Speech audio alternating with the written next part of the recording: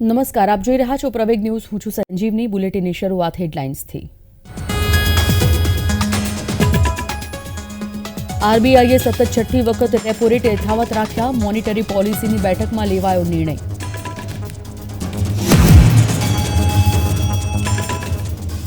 રાજ્યસભાની ખાલી બેઠકો માટે આજે જાહેરનામું થશે પ્રસિદ્ધ. 15 ફેબ્રુઆરી ઉમેદવારી પત્ર ભરવાની અંતિમ તારીખ.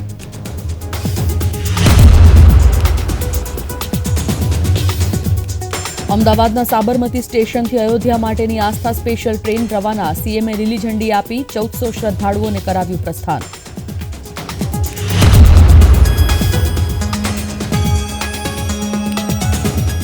પાકિસ્તાનમાં સામાન્ય ચૂંટણી માટે મતદાન શરૂ. 3 પક્ષો વચ્ચે મુકાબલો. 12.85 કરોડ મતદારો ચૂંટશે નવી સરકાર. રાજ્યમાં ઠંડીનો બીજો રાઉન્ડ શરૂ. 10 થી 12 કિલોમીટરની ઝડપે પવન ફૂંકાતા ઠંડીનો ચમકારાનો અનુભવ.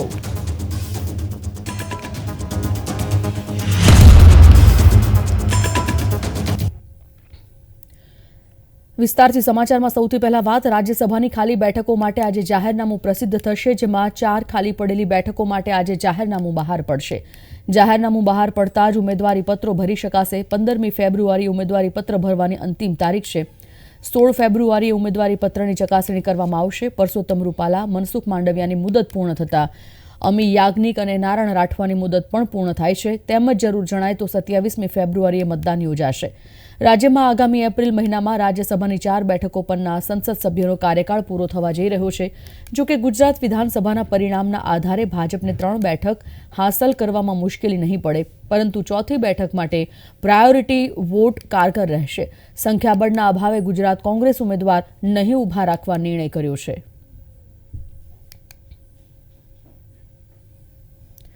મુખ્યમંત્રી ભૂપેન્દ્ર પટેલે સાબરમતી રેલવે સ્ટેશન ખાતેથી આસ્થા સ્પેશિયલ ટ્રેનને બુધવારે રાત્રે લીલી ઝંડી આપીને પ્રસ્થાન કરાવ્યું હતું. અયોધ્યાના ભવ્ય રામ મંદિરમાં બિરાજમાન પ્રભુ રામચંદ્રજીના દર્શન માટે અમદાવાદના 1400 જેટલા શ્રદ્ધાળુઓ આસ્થા સ્પેશિયલ ટ્રેન દ્વારા અયોધ્યા પહોંચશે. અમદાવાદના વિવિધ વિસ્તારો અને જિલ્લાના 1400 જેટલા શ્રદ્ધાળુઓને અયોધ્યા રામલલ્લાના દર્શન કરાવવા માટે લઈ જઈ રહેલી આસ્થા સ્પેશિયલ ટ્રેનને સાબરમતી રેલવે સ્ટેશન ખાતેથી મુખ્યમંત્રીએ રવાના કરાવી હતી અને આ ટ્રેનને પ્રસ્થાન કરાવતા પહેલા મુખ્યમંત્રીએ શ્રદ્ધાળુઓ સાથે મુલાકાત પણ કરી હતી. સફળ યાત્રાની શુભેચ્છા આપી હતી. અયોધ્યા જઈ રહેલા શ્રદ્ધાળુઓમાં રામલલ્લાના દર્શનને લઈને અનોખો ઉત્સાહ અને આનંદ છલકાઈ રહ્યો છે.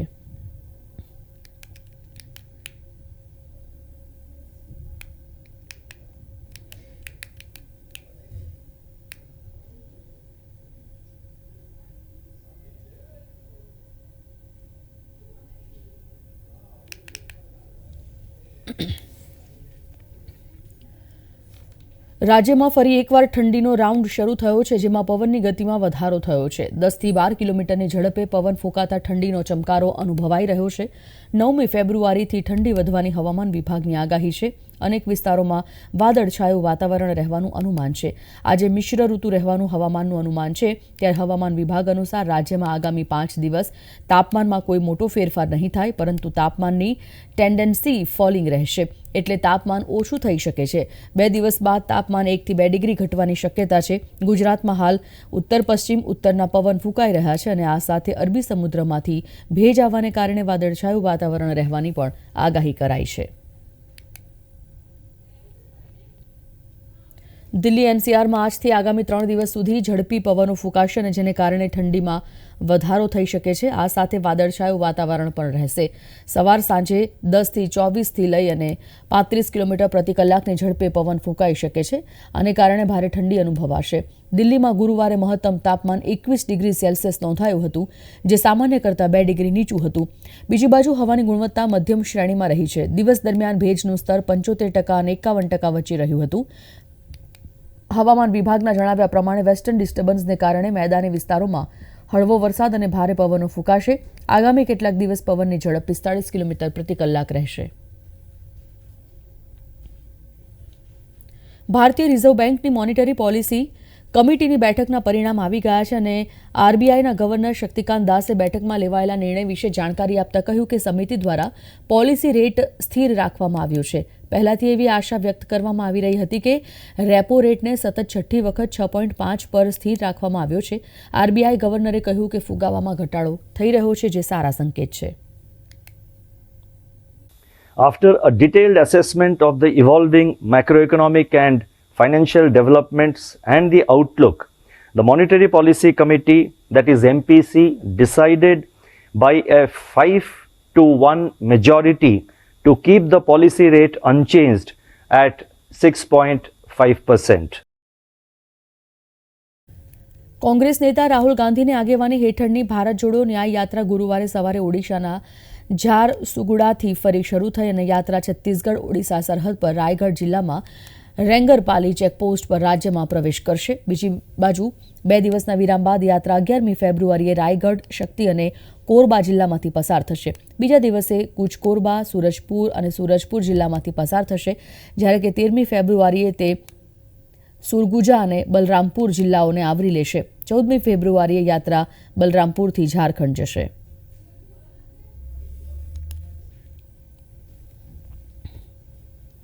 નેશનલ ઇન્વેસ્ટિગેશન એજન્સીએ ગુરુવારે હૈદરાબાદમાં અલગ અલગ સ્થળોએ દરોડા પાડ્યા હતા. સર્ચ ઓપરેશન વિક્સનમ મેગેઝિનના તંત્રી એન વેણુગોપાલના હિમાયતનગરના ઘરે સર્ચ ઓપરેશન હાથ ધરવામાં આવ્યું હતું.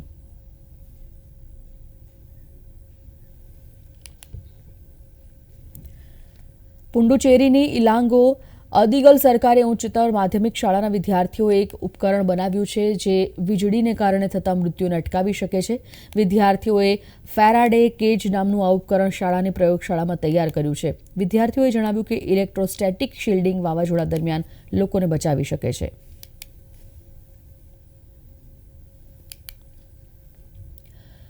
જોધપુરમાં ઇન્ડિયન એરફોર્સની વાયુશક્તિ 2024ની તૈયારીઓ પૂરજોશમાં ચાલી રહી છે. રફેલ પ્રચંડ પ્રથમ વખત ભાગ લેશે. ઇન્ડિયન એરફોર્સ 17મી ફેબ્રુઆરીએ રાજસ્થાનમાં ભારત પાકિસ્તાન સરહદની નજીક પોખરણ રેન્જમાં લડાઈ અને અગ્નિ ક્ષમતાઓનો સંપૂર્ણ સ્પેક્ટ્રમ પ્રદર્શિત કરશે. તમને જણાવી દઈએ કે fighter jet, Rafale, light combat helicopter, પ્રચંડ અને અપાચે એટેક હેલિકોપ્ટર પ્રથમ વખત કવાયતમાં ભાગ લેનાર સંપત્તિઓમાં સામેલ હશે. We have got a various mix of aircraft operating from base. We have got fighters in the class of Mirage 2000, which would be dropping 250 kgs high-speed, low-drag bombs during the final event.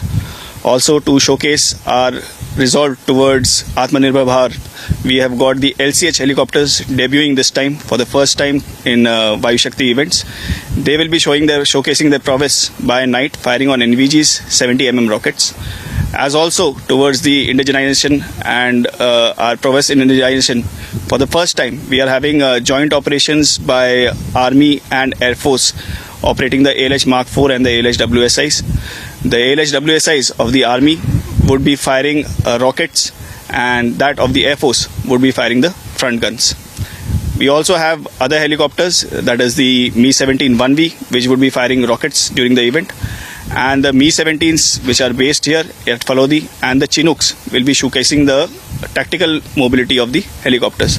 The Mi-17s would be undertaking slithering ops with the Garuds, which will be showcasing the environment intervention.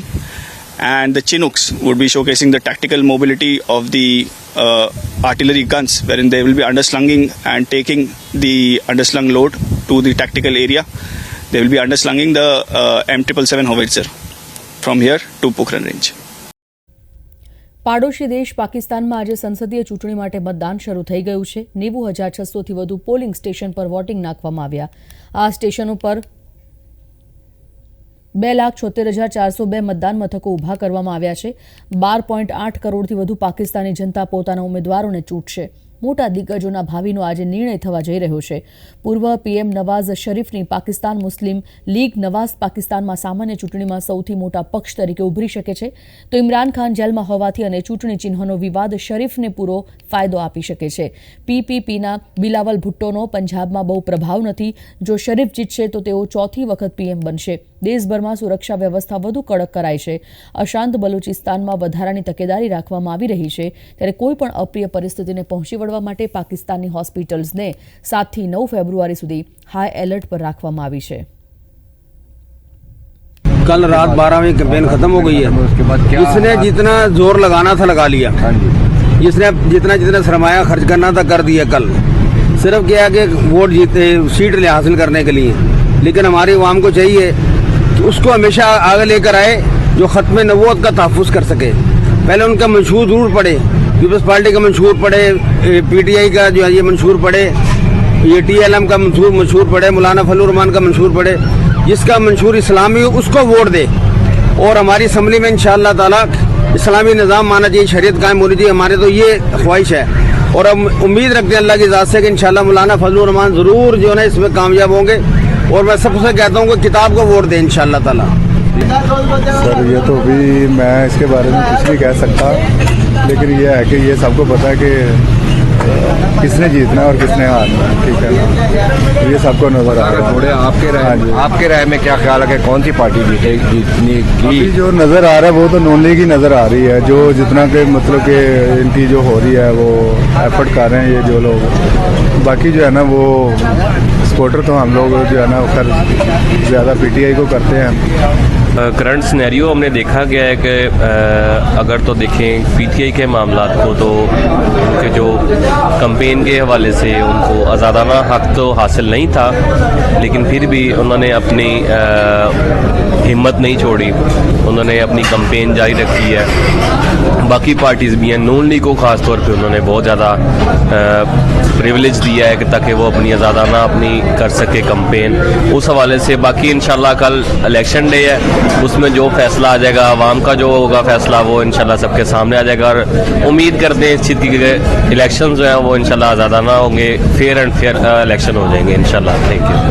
Mehsana જિલ્લાના તરફ ગામે રબારી સમાજના શ્રી વાડીનાથ મહાદેવના મંદિરનો પ્રાણ પ્રતિષ્ઠા મહોત્સવનું આયોજન કરવામાં આવ્યું છે. તારીખ 16 ફેબ્રુઆરીથી લઈને ભવ્ય આયોજન અને તમામ કાર્યક્રમોની શરૂઆત થાય છે, જે 22મી તારીખ સુધી સમાપન થશે.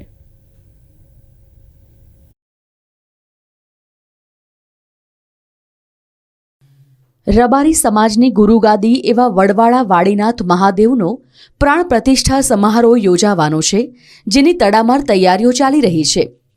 તારીખ 16મી ફેબ્રુઆરીએ મહોત્સવની શરૂઆત થશે અને 22મી ફેબ્રુઆરીએ વડાપ્રધાન નરેન્દ્ર મોદીની ઉપસ્થિતિમાં મહોત્સવનું સમાપન થશે. ભવિષ્ય તેવો કાર્યક્રમ થવા જઈ રહ્યો છે ત્યારે અહીંયા અતિરુદ્ર મહાયજ્ઞ એટલે 1100 કુંડાત્મક અતિરુદ્ર મહાયજ્ઞ ને એના અંદર 15,000 યજમાનો. આ પણ એક વર્લ્ડ રેકોર્ડ બનશે કે આટલા યજમાનો દ્વારા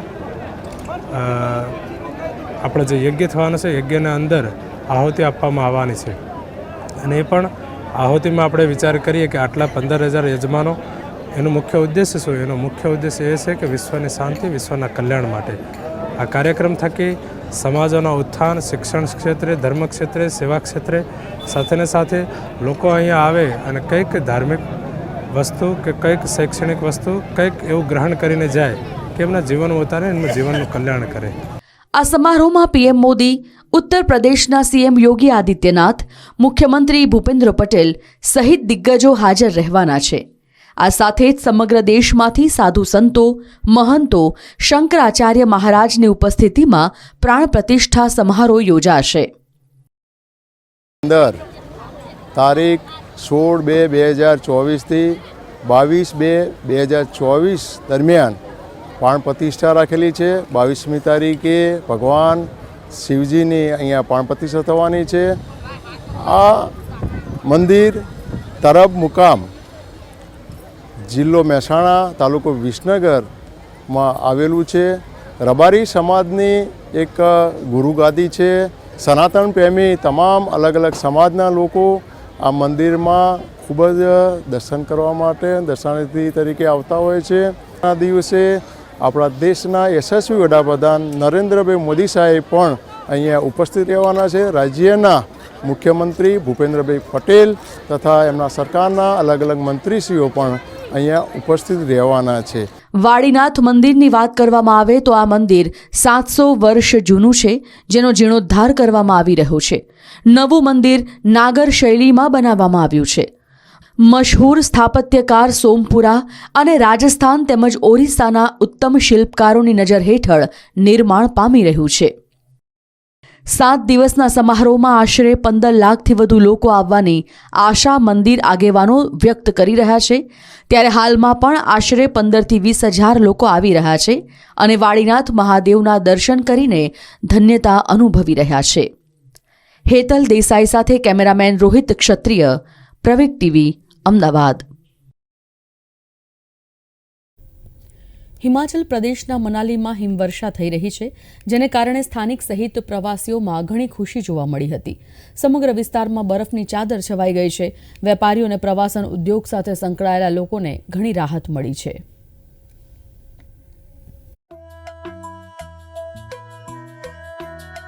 હિમાચલ પ્રદેશના હિલ સ્ટેશન મનાલીના સ્થાનિક રહેવાસીઓએ મહિનાઓના શુષ્ક હવામાન બાદ હિમવર્ષાનું સ્વાગત કર્યું છે. શહેર અને તેની આસપાસના વિસ્તારોમાં સફેદ બરફ ફેલાઈ જવાને કારણે વેપારીઓ અને પ્રવાસન ઉદ્યોગ સાથે સંકળાયેલા લોકોના ચહેરા પર ચમક જોવા મળી હતી.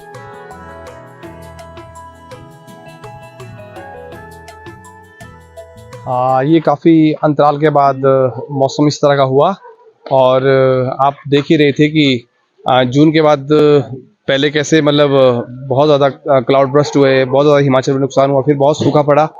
तो चलो भगवान ने हमारी सुन ली और आखिर मनाली वालों को बर्फ़ से हमें नवाजा. और अगर देखा जाए तो बर्फ़बारी पिछले 3-4 दिन से रुक रुक के हो रही है. आज तो मौसम काफ़ी प्लीजेंट है. જો કે હવામાનમાં ફેરફારથી પ્રવાસન ઉદ્યોગ સાથે સંકળાયેલા સ્થાનિક રહેવાસીઓમાં પણ આનંદ થયો છે, પરંતુ કેટલાક લોકો તેનાથી દુઃખી પણ છે. बिजली और रोड का हमारा ये हमेशा प्रॉब्लम रहता है. थोड़ी सी बर्फबारी हो जाए तो बिजली चली जाती है और रोड का भी हमारा सोल्यूशन नहीं हो पाता. और मैं चाहता हूँ कि नगर पंचायत भी इसमें बहुत एक्टिव रहे, कि एमसीडी को चाहिए कि ये गली के जो रोड है ये जल्द से जल्द निकाला जाए. और बिजली का हमेशा सोल्यूशन निकलना चाहिए. जो थोड़े से मौसम ख़राब होते बिजली चली जाती है, ये बहुत दिक्कत वाली समस्या है. હિમવર્ષાને કારણે વીજળી અને પુરવઠા પર અસર પડી છે. હવે તેને પુનઃસ્થાપિત કરવા માટે યુદ્ધના ધોરણે પ્રયાસો હાથ ધરવામાં આવી રહ્યા છે. इलेक्ट्रिसिटी और जहाँ तक वाटर सप्लाई का प्रश्न है, वाटर सप्लाई हमारी रिस्टोर हो चुकी है. सिर्फ इसमें एक जो लिफ्ट वाली स्कीम थी हमारी ओल्ड मनाली टू डुंगरी जो जाती है, वो क्योंकि पावर सप्लाई नहीं थी उस एरिया में, इसलिए थोड़ी सी हैम्पर थी, बट पिछले कल से वो चल पड़ी है. इसके अलावा जो बिजली बोर्ड है उनका जो नुकसान है वो हुआ है इस दौरान पेड़ वगैरह गिरने से. पिछले कल तक जो है वो लाइट रिस्टोर कर दी गई थी जहां भी एरियाज बचे थे. લોકો હિમવર્ષા વચ્ચે મજા માણતા માણતા સેલ્ફી લેતા પણ જોવા મળ્યા હતા. લોકોએ પણ ઇગ્લુ બનાવીને હિમવર્ષાનો આનંદ માણ્યો હતો. રાજસ્થાનના જયપુરમાં લિટરેચર ફેસ્ટિવલ યોજાયો હતો. જયપુરમાં 5 દિવસીય લિટરેચર ફેસ્ટિવલનું શાનદાર સમાપન યોજાયું હતું. લિટરેચર ફેસ્ટિવલની 17મી આવૃત્તિ સમાપ્ત થઈ ગઈ છે. આવો જોઈએ આ અહેવાલ. પિંક સિટીમાં ચાલી રહેલા જયપુર લિટરેચર ફેસ્ટિવલની 17મી આવૃત્તિ સમાપ્ત થઈ ગઈ છે. 1લી તારીખથી 5મી ફેબ્રુઆરી સુધી ચાલનારા આ ફેસ્ટિવલના છેલ્લા દિવસે કેમ્પસ, સ્પીકર્સ અને કલાકારો, સંગીત સંધ્યા, હેન્ડીક્રાફ્ટ માર્કેટ, બુક લોન્ચ અને મુલાકાતીઓથી ભરપૂર રહ્યું હતું. આયોજકોના જણાવ્યા અનુસાર કલા, સાહિત્ય, રાજકારણ, ટેકનોલોજી અને આંતરરાષ્ટ્રીય નીતિઓને લગતા વિષયો પર 500થી વધુ વક્તાઓએ ભાગ લીધો હતો. આયોજકોના જણાવ્યા અનુસાર તાજેતરમાં સમાપ્ત થયેલ આવૃત્તિમાં 3 બુકર વિજેતા અને 5 પુલિત્ઝર વિજેતાઓએ હાજરી નોંધાવી હતી, તો બેલી ગિફોર્ડ એવોર્ડ વિજેતાઓએ પણ હાજરી આપી હતી. The response to the festival year on year, the Jaipur Literature Festival, continues to grow. But for us, it's not so much about, the numbers or the number of people coming, etc. It's really the quality and the deep dive. It's the only place you can come and you have the best academia here. People from Oxford, from Harvard, from Wharton, from Ashoka University, from York. And each of them come with great experience and great insight into their particular specialization. વર્ષ 2023 Booker વિજેતા Paul Lynch, ભૂતપૂર્વ Australian PM Malcolm Turnbull, best selling Irish લેખક John Boyne અને ભારતના all season રાજકારણી લેખક શશી થરૂર એવા ઘણા વક્તાઓ પૈકી તેઓ હાજર રહ્યા હતા, જેમણે તેમના શબ્દો અને વિચારોથી શ્રોતાઓને મોહિત કર્યા હતા. ગુડગાંવ સ્થિત ટેકનિકલ નિષ્ણાંત રાજોશી ઘોષ ચૌધરી દર વખતે આ ફેસ્ટિવલમાં ભાગ લેવા માટે હાજરી આપે છે. We covered an entire range of topics, right, from the contemporary events like the Ukraine conflict in Ukraine, understanding what's happening there, to the events happening in Palestine and Gaza, what's happening right now, to how wars were fought in the Chola era, right? So those are some of my favorite subject experts. So we covered the entire range of it. It was a very enlightening experience. હંમેશની જેમ આ વખતે પણ bookshop ફેસ્ટિવલનું મુખ્ય આકર્ષણ જોવા મળ્યું હતું. શાળાના વિદ્યાર્થીઓ અને વાંચકો 5 દિવસ દરમિયાન તેમના મનપસંદ પુસ્તકો ખરીદવા અને લેખકો પાસેથી ઓટોગ્રાફ મેળવવા માટે એકઠા થયા હતા. It was nice. It was something different, something on a bigger scale. It was something different, something out of my comfort zone. It made me explore new things and I shopped a lot. તહેવાર માટે તૈયાર કરાયેલા સ્થળના આગળના loan સહિત સમગ્ર સ્થળની દરેક વ્યક્તિએ પ્રશંસા કરી હતી. ઉત્સવમાં આવેલા તમામ મહેમાનો વ્યવસ્થાથી ખૂબ જ ખુશ જણાયા હતા. ઘણા મહેમાનોએ તો એમ પણ કહ્યું કે તેમને અહીં જેટલો પ્રેમ બીજે ક્યાંય મળ્યો નથી. I am here for my 5th JLF and as usual it has been a fabulous experience, such a great crowd, such a great city, and I love always being there. This is the king or the queen of all literary festivals perhaps in the world. સાહિત્ય પ્રેમીઓ ઉપરાંત સંગીત પ્રેમીઓ માટે પણ આ ઉત્સવ એક ભેટ સ્વરૂપ હતું. આ તહેવાર દરમિયાન એક સંગીત સંમેલન યોજાયું હતું, જેમાં વેન ચાય મેડ ટોસ્ટ, ધ રિવિઝિટ પ્રોજેક્ટ અને ધ તાપી પ્રોજેક્ટનું પ્રેઝન્ટેશન રાખવામાં આવ્યું હતું. આ સાથે જ બુલેટિનની સમાપ્તિ. નમસ્કાર.